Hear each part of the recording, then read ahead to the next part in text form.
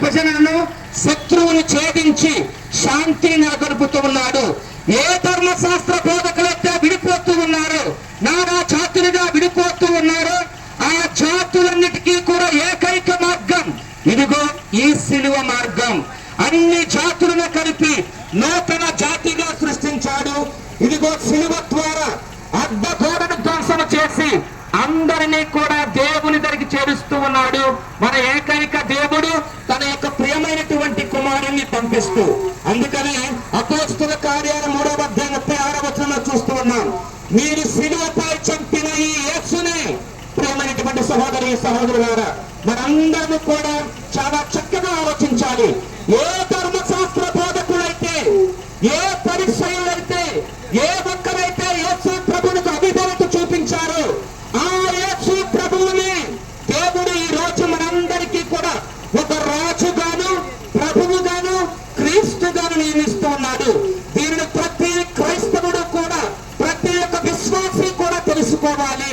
ఏ యేసు ప్రభువునైతే కొరడాలతో కొడుతూ ఉన్నారు, ఏ యేసు ప్రభువునైతే ఉమ్ము ఊస్తూ ఉన్నారు, ఏ యేసు ప్రభువునైతే సిలువను మోస్తూ ఉన్నటువంటి యేసు ప్రభువును అవమానకరముగా బాధపడుతూ ఉన్నారు, ఆ యేసు ప్రభువుని దేవుడు ఈ రోజు ప్రతి ఒక్కరికి కూడా కలగజేస్తూ ఉన్నాడు. రాజుగా నియమిస్తూ ఉన్నాడు, నాయకుడుగా నియమిస్తూ ఉన్నాడు, నావికుడిగా నియమిస్తూ ఉన్నాడు. కనుక ఇదిగో మన జీవితాలలో ప్రతి ఒక్కరికి కష్టాలు వస్తూ ఉంటాయి. ఈ కష్టాలను ఎదుర్కోవడానికి మనం అందరం కూడా ప్రయత్నం చేయాలి. అందుకనే మనం చూస్తూ ఉన్న అపోస్తుల కార్యాలు 5వ అధ్యాయం 31వ వచనములో ఇశ్రాయేలు ప్రజలందరికీ కూడా పశ్చాత్తాపపడుటకు ఈ లోకములో ప్రతి మానవుడు కూడా పాపము చేసినటువంటి వాడే, ప్రతి మానవుడు కూడా అన్యాయం చేసినటువంటి వాడే, ప్రతి మానవుడు కూడా ఏదో ఒక తప్పు చేసినటువంటి వాడే. కానీ ఈ రోజు ప్రతి ఒక్కరు కూడా సిలువను మోస్తూ ఉన్నటువంటి వారందరూ కూడా ఈ అవకాశాన్ని సద్వినియోగపరుచుకోవాలి. ఈ అవకాశాన్ని సద్వినియోగపరుచుకోవడం అంటే ఏ విధంగా అయితే యేసు ప్రభు సిలువను మోస్తూ మనందరికీ కూడా మన యొక్క పాపాలను రక్షించడానికి దేవుడు ఆయన నాయకునిగాను, క్రీస్తు భగవానుని రక్షకునిగాను ఇదిగో తన కుడి ప్రక్కన మనందరినీ కూడా కూర్చుని పెడుతున్నాడు. ప్రియమైనటువంటి సహోదరి సహోదరులారా, కాబట్టి ఈ యొక్క పరిశుద్ధమైనటువంటి సమయంలో ప్రతి ఒక్కరు కూడా గమనించాల్సింది ఏమిటంటే సిలువ మహత్తరమైనది, సిలువ శక్తి గలది, సిలువ దయ గలది. ఏ మానవుడైనా సరే యథార్థమైనటువంటి క్రైస్తవుడు, నిజాయితీ గల క్రైస్తవుడు ప్రభు అంటూ ఉన్నాడు, నన్ను అనుసరించేటటువంటి వాడు తనను తాను పరిత్యజింపజేసుకొని నా సిలువను ఎత్తుకొనండి. సిలువను మోసేటటువంటి వాడు యేసు ప్రభువును వెంబడించేటటువంటి వాడు. ఎవరైతే తన యొక్క ప్రాణం మీద ఆశను వదులుకుంటారో, ఎవరైతే తన యొక్క ప్రాణం మీద అన్నిటిని కూడా వదులుకుంటారో సిలువ మోస్తాడు. అందుకనే ఎవరైతే ఆ సిలువను మోసినటువంటి వాడు యేసు ప్రభువు వారందరికీ కూడా ఒక గొప్ప బహుమానాన్ని దయచేస్తూ ఉన్నాడు. ఏమిటయ్యా ఆ బహుమానం అంటే నిత్య జీవము కలగ చేస్తూ ఉన్నాడు. నిత్య జీవాన్ని నీ కోసము, ప్రతి ఒక్కరి కోసము కూడా కలగజేస్తూ ఉన్నాడు. అందుకనే గలతీయులకు రాసినటువంటి లేఖలో 3వ అధ్యాయం 1వ వచనం చూస్తూ ఉన్నాం.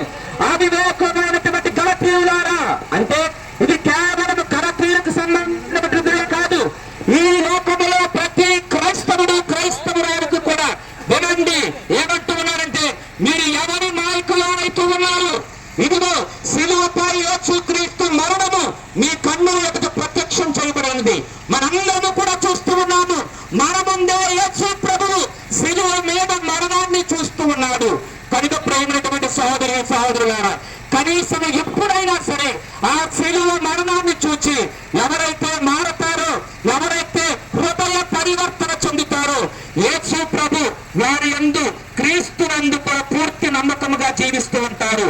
ఎవరైతే ఇష్టానుసారముగా జీవిస్తూ ఉంటారో, యేసు ప్రభువుని యొక్క సిలువను పెడచమని పెడుతూ ఉంటారో వారికి ఏమంటూ ఉన్నారంటే వారందరూ కూడా సిలువ విరోధియే, సిలువ విరోధియే.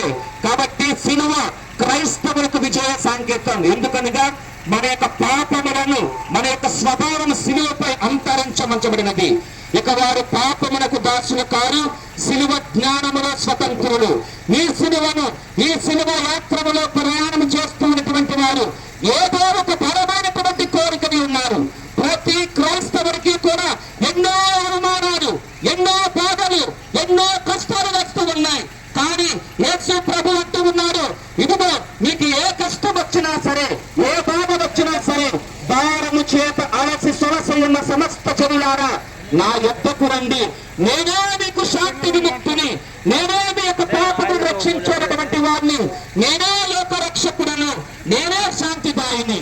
కనుక ఇక పరిశుద్ధమైనటువంటి మనందరము కూడా ఆ శిలువ యాత్రలో పాలు పంచుకుంటూ క్రీస్తు ప్రభువునికి సాక్షులుగా ఉండడానికి మనమందరము కూడా ప్రయత్నం చేద్దాం.